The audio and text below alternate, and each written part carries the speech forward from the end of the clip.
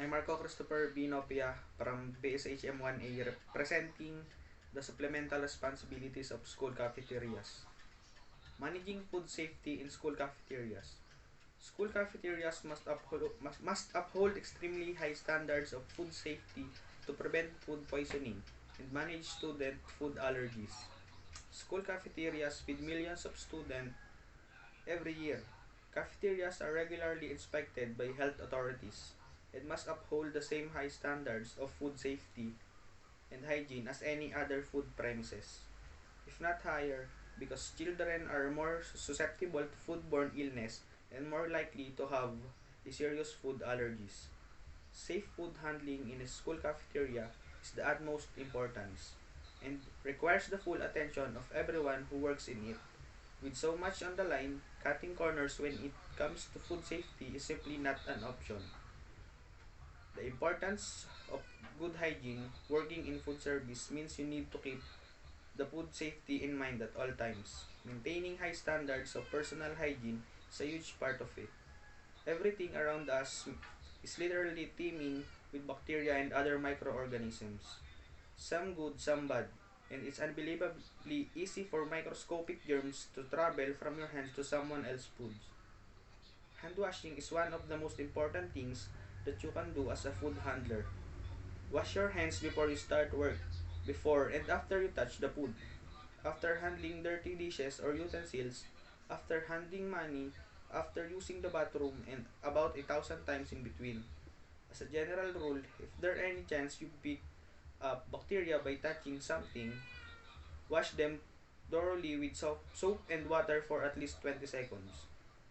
To protect the young people in your care, be sure to follow these food safety rules. Clean uniforms and aprons daily, and change protective outer clothing if it becomes contaminated or may have become contaminated.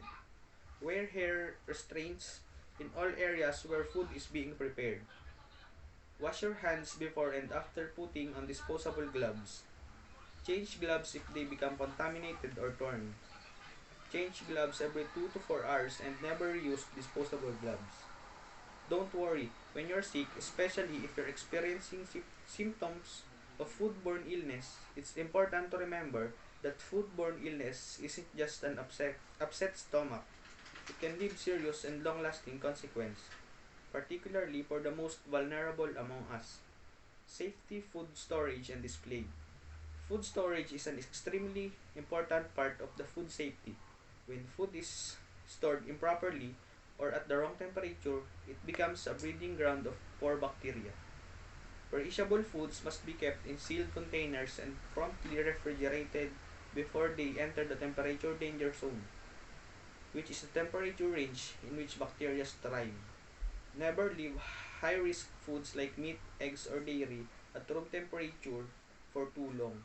After 2 hours in the danger zone, high-risk foods must be thrown out, and this time is cumulative, so transport, delivery, and prep time counts. Here are a few helpful reminders about safe food storage and display.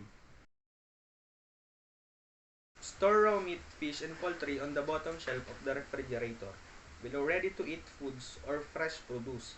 Keep it covered with plastic wrap or in sealed containers. Store dry goods in sealed packages or containers. Store off the ground and away from the wall to deter pests. Display hot foods in 60 degrees Celsius or above. Remember to preheat hot holding equipment and make sure that the food is cooked, reheated to at least 74 degrees Celsius before placing it into a hot holding equipment. Display cold foods at 4 degrees Celsius or below. It's all about keeping high-risk foods out of the danger zone. Find out more about high-risk foods. Any foods that are on display for self-service should either be packaged in sealed wrapping or should have proper serving utensils, like tongs or spoons. Students should never have a reason to touch with their bare hands. Cross-contamination and food allergies. Cross-contamination is when food becomes contaminated with something harmful. Something harmful could be something that would be dangerous for anyone to ingest, like a disease-causing bacteria or a piece of broken glass, or for some people it could be a certain food that causes them to have an allergic reaction. To prevent cross-contamination from happening in your school, be sure to do the following. Clean and sanitize food preparation surfaces, equipment, dishes, and utensils before and after use. Keep raw and cooked, ready-to-eat foods separate. Use separate cutting boards, utensils, and equipment for raw and cooked, ready-to-eat foods. Dispose of cracked or chipped dishes, glassware, or utensils. Don't reuse cutting boards or equipment for different ingredients. Don't substitute one ingredient for another in a recipe. If you must substitute, inform or make sure that every student who orders the dish know about the substitution, just to be safe. Follow your school's food allergen policy. Do not order, prepare, or serve any restricted food items.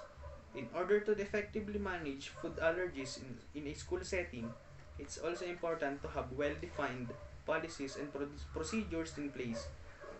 These policies should cover food safety training for food handlers and service staff. Your school's food allergy policy and restricted food items, how allergens will be identified and documented internally, how food allergens will be communicated to students. Remember, any food can be an allergen, and even trace amounts could be lethal to a student. It's very important that food handlers are properly trained on safe food handling techniques and follow food safety protocols to ensure the safety and well-being of young people in their care. Thank you.